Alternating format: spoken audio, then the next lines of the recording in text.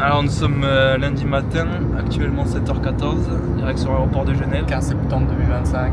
On a pris un petit camion du coup, parce que nos valises passaient pas. Et on envoie.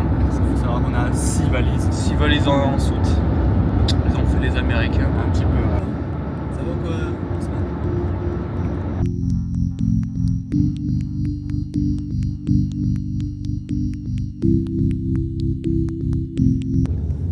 Alors on est où Nathan? Et bien là nous sommes arrivés en Suisse, chez les Suisses. En Suisse, on a mis plus de temps que prévu. Un petit peu. Du coup ça va être un peu short pour nous, on a le premier vol à midi. Et eux 13h15 13h20. 13h20.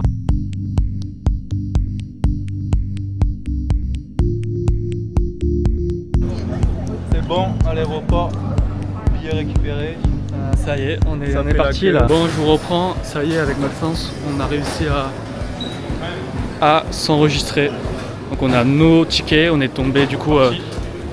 On a pu se mettre à côté puisqu'on n'avait pas pu faire l'enregistrement parce que l'application de Air China c'était vraiment nul. Du coup on l'a fait maintenant. La dame super gentille. La dame impeccable, les valises nickel, elle nous a mis à côté pour les 2 vols. Donc là voilà, on va passer le portique de sécurité et après on verra. On a rejoint Théo et Adrien. Ils sont acheté un petit truc à manger avant de prendre leur vol et puis là on ne sait pas encore si on va peut-être dans le lounge ou quoi, on va voir, ou alors s'acheter un truc à manger. Enfin bref, on va voir.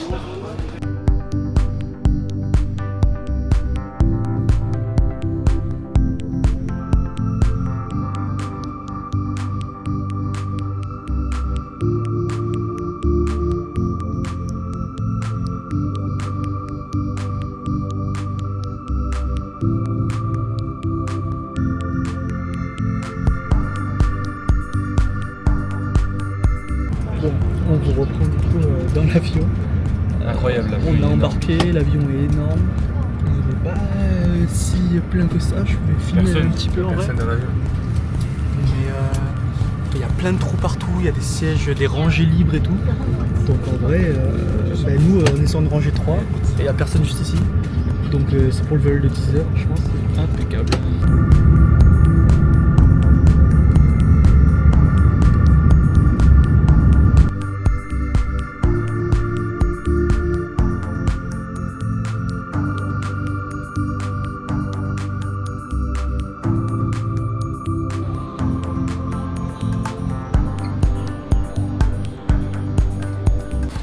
Donc du coup là on vient d'arriver à Chine, il y a à peu près 1h30. On a dû passer des contrôles de sécurité de zinzin. Ils nous ont fouillé tout partout, etc. Même si on était en transit, donc un peu bizarre, mais bon, pas trop le choix.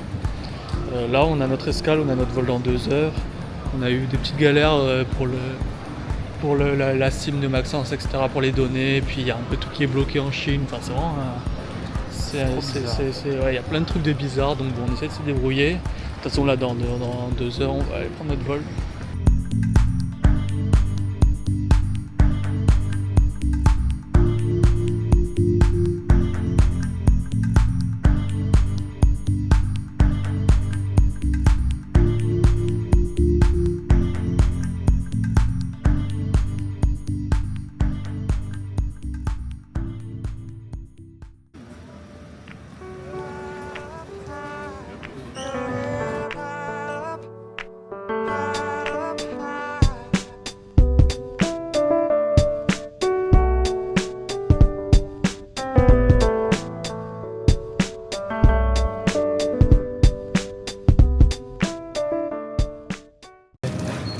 Ça c'est quoi? C'est du riz moito mayo avec de l'algue.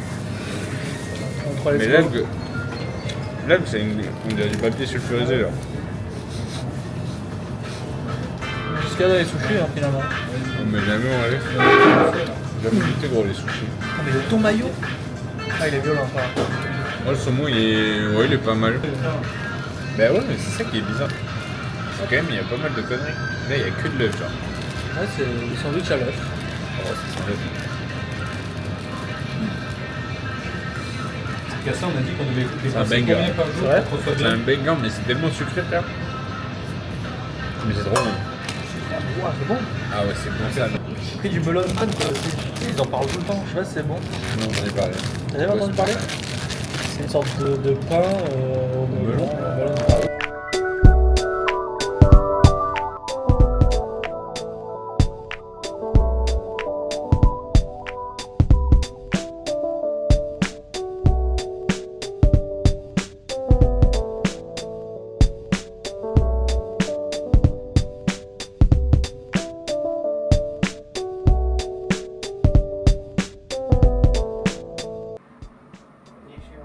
Qu'est-ce qui s'est passé, Maxence, là, depuis là? Bah, pas mal de choses. Hein. On est arrivé à l'aéroport d'Osaka 13h. à 13h, ouais. Non. On a pris un petit bus pour aller jusqu'à Kyoto. On était tous démontés, on a tous dormi dans le bus. 1 heure, une grosse heure, après train. Train. Et après vous êtes partis. Et nous, on n'a pas pris de vidéo, mais c'était trop drôle. Il y a deux mecs qui ont débarqué de nulle part en courant, en chemise transpirant comme pas possible. Ah, pas précisé, il fait 1 million de degrés. Là, il fait super chaud. On est arrivé, il faisait 35 degrés. Humidité à fond la caisse. On a été mis dans 2 voitures différentes, donc c'était marrant. On a pu voir les Japonais qui conduisaient comme des marteaux aussi. Et puis on est arrivé au logement, enfin au dortoir. Les élèves qui sont dans notre classe, dans notre laboratoire qui nous ont accueillis, puisque c'est les seuls qui parlent anglais ici. Du coup, ils ont fait la traduction entre ceux qui faisaient la location et ceux qui faisaient et nous du coup qui louons. Après, on les a retrouvés, les 2 loulous, et puis on a été manger au Combini tranquillement. On s'est tous pété le bide pour entre 3 et 6 euros. Donc Pas cher et propre. Et propre. C'est pas des ouais, trucs dégueulasses, pas des sandwichs très Non, franchement c'est super bon. Donc du coup je pense qu'avec Nathan, on n'était pas motivé à l'idée de cuisiner, mais je pense qu'on va vraiment pas du tout cuisiner sur l'ensemble du séjour, quoi.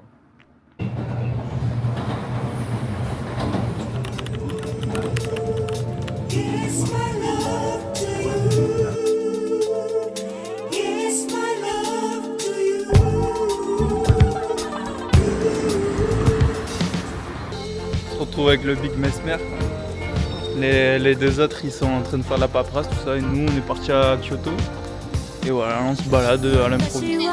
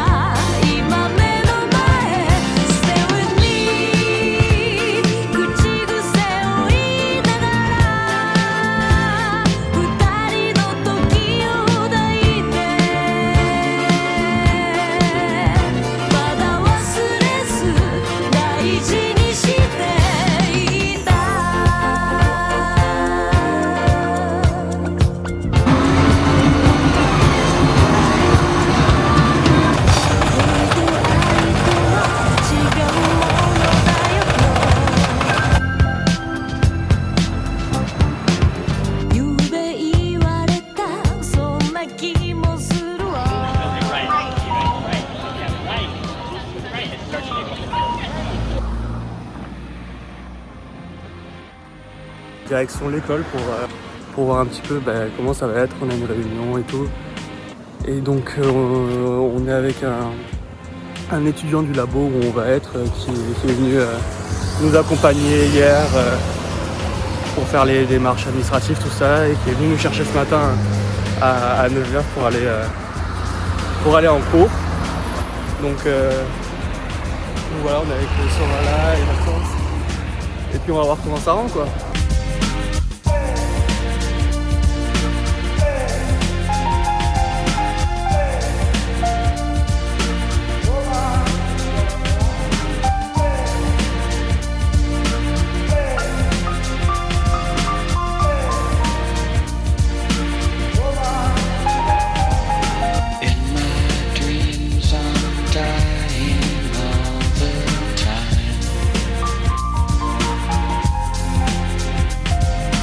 Donc là, débrief un peu, on était donc à Doshisha, donc à l'université pendant toute la matinée plus le début d'après-midi pour les papiers et pour le premier jour quoi. Et puis donc là on doit aller au City-Hall, donc à la mairie pour continuer à faire quelques papiers encore. Donc il y a Sora, l'étudiant qui est avec nous, qui nous guide et tout, tranquille. Donc on va aller faire tout ça et puis après on ira rejoindre les gars à Kyoto si on a du temps. Il est quelle heure? Il est 4 heures.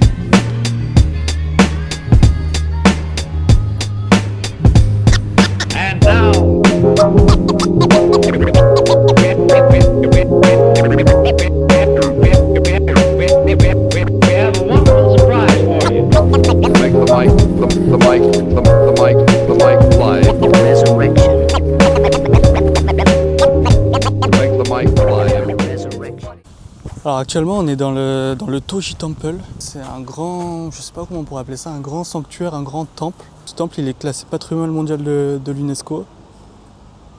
Donc dans le grand complexe où on est, il y a un premier bâtiment qui serait plus peut-être un bâtiment de prière pour les bouddhistes, etc.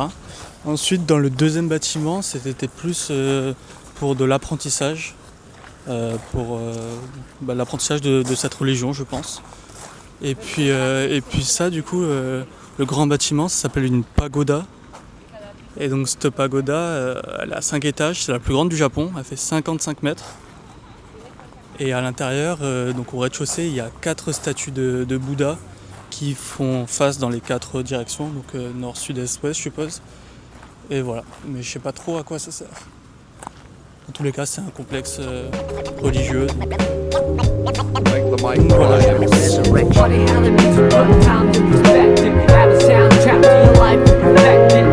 Whenever you're up, feel the flow, keep walking and we can't get far.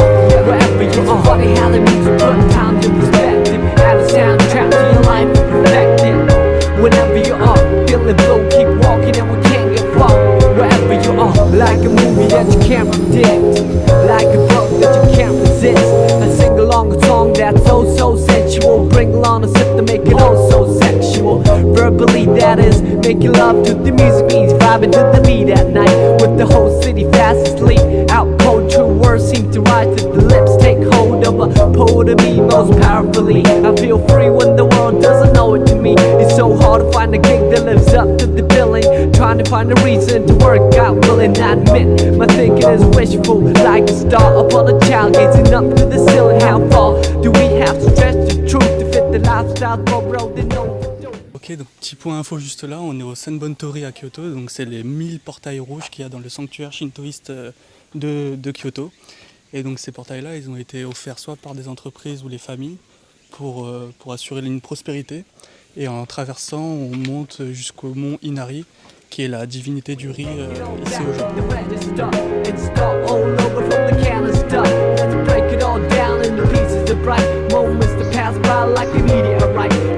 Your favorite reel, that's good to go. On the analog player, watch the people go. Sit back with the breeze and let the memories flow. Comedy, tragedy, all the highs and lows. It's funny how the music put times in perspective. Add a soundtrack to your life and perfect it. Whenever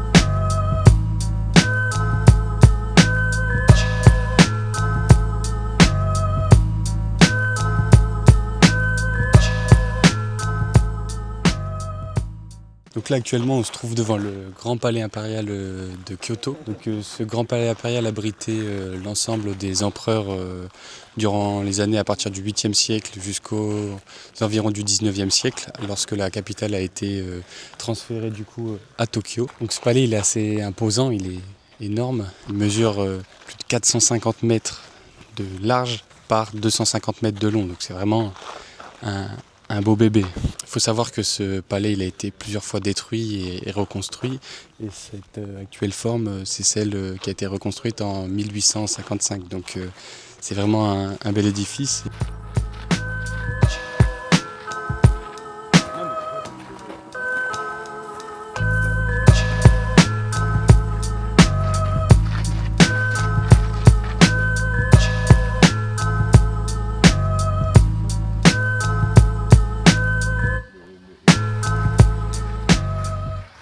En fait, à l'intérieur du palais, il y a plusieurs bâtiments qui sont utilisés pour soit des cérémonies ou même des salles d'attente. À l'entrée, on a pu voir une salle d'attente composée de 3 petites pièces. Et en fait, tu attendais en fonction de ton importance. Il y a 6 portes dans le palais qui ont été utilisées pour différentes choses, donc soit pour l'entrée directement de l'empereur ou alors pour des cérémonies. Là, donc, on est au jardin qui était juste en face du palais résidentiel, là où vivait l'empereur.